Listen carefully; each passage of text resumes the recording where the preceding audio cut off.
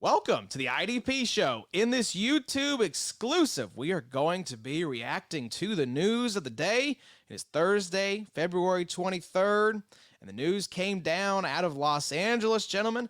Little bit of a shocker that we had to do an instant reaction video to Bobby Wagner, released by the Rams.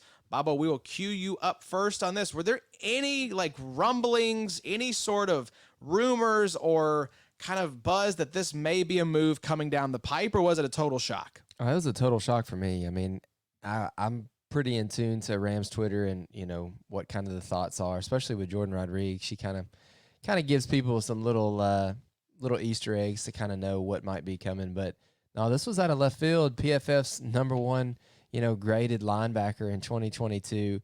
Bobby Wagner was great again from an IDP perspective. Was great for the Rams, was a good running mate alongside of Ernest Jones there. We talked a lot about Nate Tice special, Ernest Jones post 2021 Super Bowl, and how now with Ernest Jones and with Bobby Wagner, that's going to give them the ability to have that pass rush upside. Adam talked about how many sacks. I think Bobby Wagner had 6 sacks last year, which has got to be pretty close to a season high for him. I don't know in Seattle how many, if he ever got to a 6-sack season, but I was looking forward to that again for 2023. Honestly, that felt stable. That felt nice. Yeah, this was out of left field, but it's pretty indicative of where the Rams' headspace is and where they are financially. Yeah, I mean, because this was after 1 year, Addy, of a 5-year, $50 million contract that B-Wag signed in the offseason. They do save $5 million against the cap. But again, PFF's number one graded linebacker. This dude played well on the field, performed for us for IDP. I think it's just the Rams having to make some really tough moves financially. And, it was B-Wags, you can renegotiate your contract and take a lower, cap hit, or we're going to have to release you. And it seems, because the way they phrased it, they have mutually agreed to part ways. It felt like this was not just like, hey, B-Wags, you're out.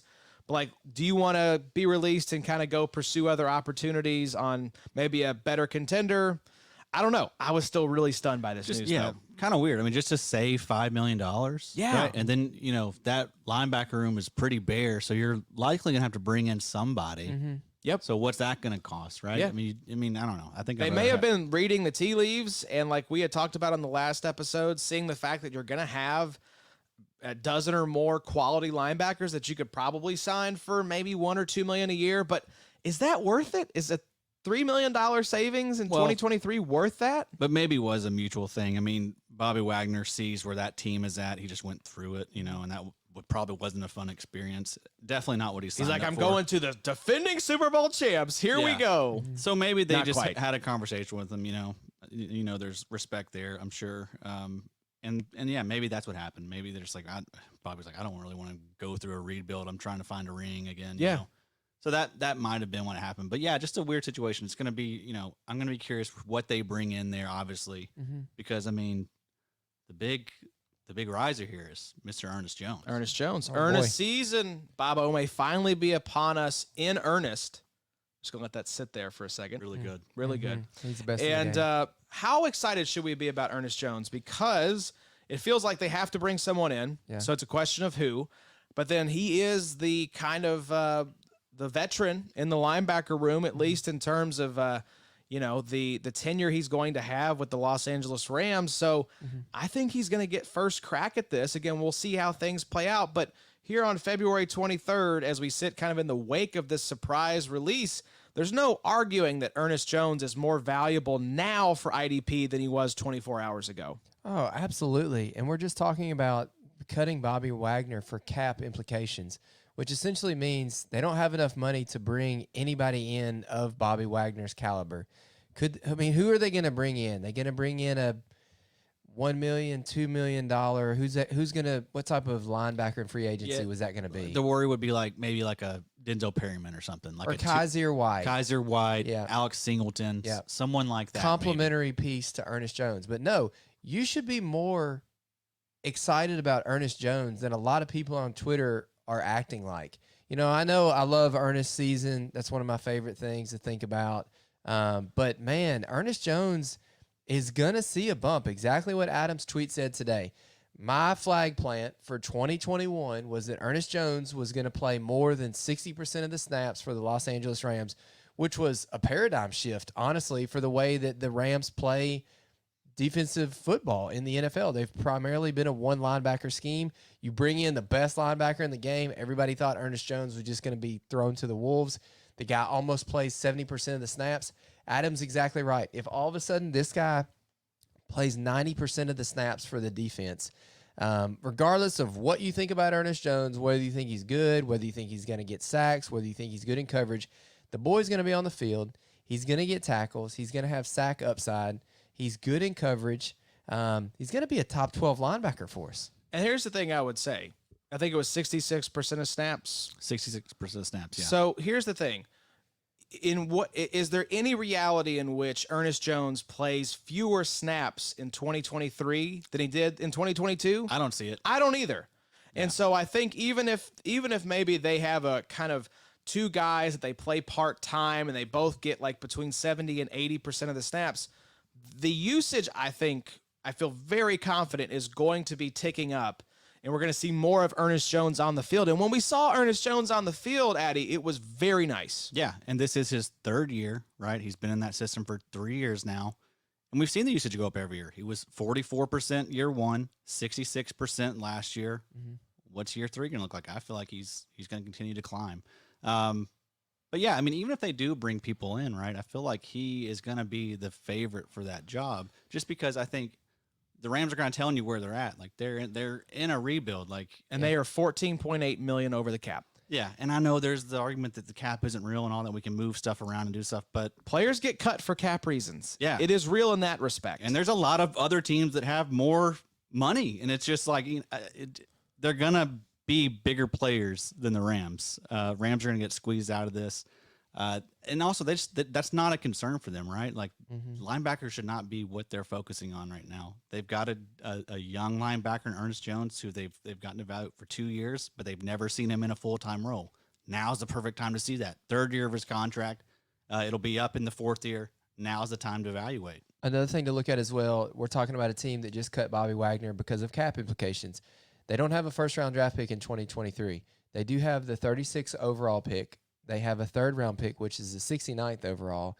They don't have anything until the 6th round. Then they have 4 6th-round draft picks and 2 7th-round draft picks. What a weird draft. So if you are going to go get a linebacker, you're going to have to say, with either our second or our third-round draft pick, we're not going to pick for another 3 rounds. We're going to grab a linebacker. So many needs. I could see a late, like one of those 6th-round picks, sure, but they're not using that first or third. That offensive line is terrible. Yes. That's what they're going to use it to address, I would could imagine. see them flipping. I've heard Jalen Ramsey getting floated as a trade candidate. Could they go get a second or a first, maybe a future first for Ramsey at this point? I don't know.